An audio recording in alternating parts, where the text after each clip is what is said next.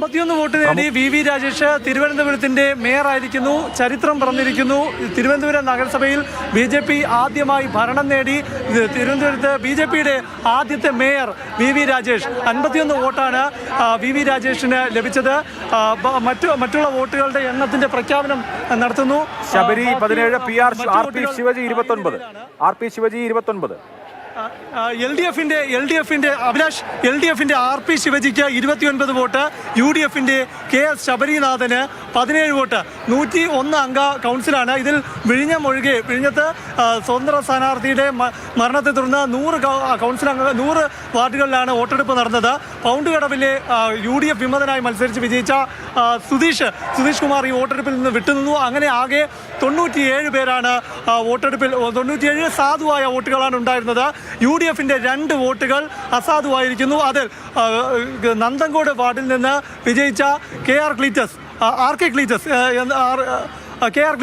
ക്ലീറ്റസിന് നമുക്കറിയാം, നഗരസഭയിലെ അംഗങ്ങൾ സത്യപ്രതിജ്ഞ ചെയ്തപ്പോൾ മുതിർന്ന അംഗം എന്ന നിലയിൽ ചെയർ ചെയ്തത്, സത്യവാചകം ചൊല്ലിക്കൊടുത്തത് ക്ലീറ്റസ് ആയിരുന്നു. ക്ലീറ്റസ് അതുപോലെ തന്നെ വെങ്ങാനൂർ വാർഡിൽ നിന്ന് വിജയിച്ച UDF സ്ഥാനാർത്ഥിയായി വിജയിച്ച ലതിക S. ഇവർ ഈ 2 വോട്ടുകളാണ് UDFന്റെ പെട്ടിയിൽ വീഴേണ്ടിയിരുന്നത്. ഈ 2 വോട്ടുകൾ അസാധുവായി. ഈ അസാധുവാകാനുള്ള കാരണം ഒപ്പിട്ടതിൽ വന്ന പിഴവാണ്. ഇതിൽ ലതികയുടെ വോട്ടിന്റെ കാര്യത്തിൽ ചില ആശയക്കുഴപ്പം നിലനിൽക്കുന്നു. എന്തായാലും അതുകൂടി നമുക്ക് പരിശോധിച്ച ശേഷം ഒരു വ്യക്തത വരുത്താം. എന്തായാലും ഈ 2 വോട്ടുകളും ആർക്കാണ് ചെയ്തിട്ടുണ്ടെങ്കിലും അത് അസാധുവായിരിക്കുന്നു. കോൺഗ്രസിന്റെ പെട്ടിയിലേക്ക് വീഴേണ്ട വോട്ടാണ്. അങ്ങനെ നോക്കുമ്പോൾ കണക്ക് ഈ വിധമാണ്.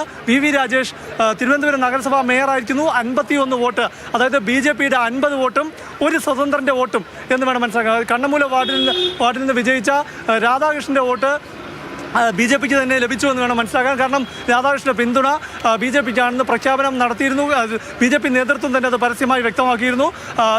CPMന് RP ശിവജിക്ക് ലഭിച്ചത് 29 വോട്ട്, അതായത് LDFന്റെ ആകെ വോട്ടെന്നത് 29ആണ്. ആ 29ഉം LDFന് ലഭിച്ചു. UDFന് 19 അംഗങ്ങളാണ് ഉള്ളത്. അതിൽ 17 മാത്രമേ കിട്ടിയിട്ടുള്ളൂ. KS ശബരിനാഥന് 17 വോട്ട് മാത്രം ലഭിച്ചു. അതിൽ 2 വോട്ട് അസാധുവായി പോയി. വി രാജേഷ് തലസ്ഥാനത്തിന്റെ പുതിയ നഗരപിതാവായിരിക്കുന്നു. 51 വോട്ടുകളോടെ BJPയുടെ വോട്ടിന് പുറമെ 1 വോട്ട് കൂടി, അതായത് കണ്ണമൂലയിൽ നിന്ന് ജയിച്ച പാട്ടൂർ രാധാകൃഷ്ണന്റെ വോട്ട് കൂടി കൂട്ടി 51 വോട്ടുകൾ BJP സ്ഥാനാർത്ഥി വി രാജേഷിന് ലഭിച്ചപ്പോൾ 29 വോട്ടുകൾ കൃത്യമായും LDFയുടെ 29 കൗൺസിലർമാരുടെ വോട്ടുകൾ RP ശിവജിക്ക് ലഭിച്ചു. പുതിയ തിരുവനന്തപുരം മേയർ വി രാജേഷിന്റെ ദൃശ്യങ്ങളാണ് കാണുന്നത്. കോൺഗ്രസിന്റെ 2 വോട്ടുകൾ അസാധുവായി. 19 വോട്ട് കിട്ടേണ്ടിയിടത്ത് 17 വോട്ടുകളെ ലഭിച്ചിട്ടുള്ളൂ UDFന്റെ സ്ഥാനാർത്ഥിക്ക്. UDFന്റെ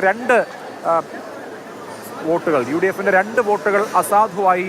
അത് സാധുവായാലും പ്രത്യേകിച്ച് മാറ്റമൊന്നും വരാനില്ല. 51 വോട്ടുകൾ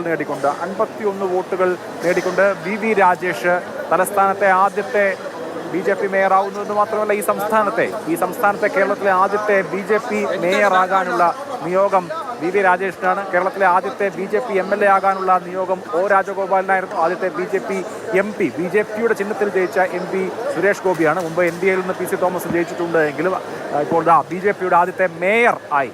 മുൻപ് മുനിസിപ്പൽ ചെയർമാൻമാരുണ്ടായിട്ടുണ്ട്.